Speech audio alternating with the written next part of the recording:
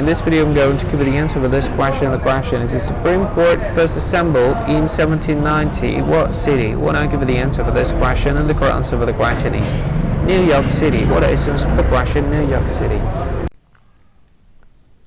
Hi, thank you so much for watching this video. If you find this video is very useful, you can help this channel to grow by subscribing this channel. Click this subscribe button and don't forget to like this video.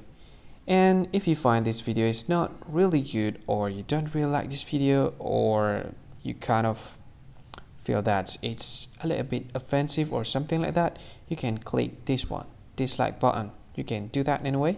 And if you want to share this video with your friend, you can share it by clicking this share button, and you can share it to any social media that you wish that is currently available at this time, like Facebook, Twitter, LinkedIn, and many others.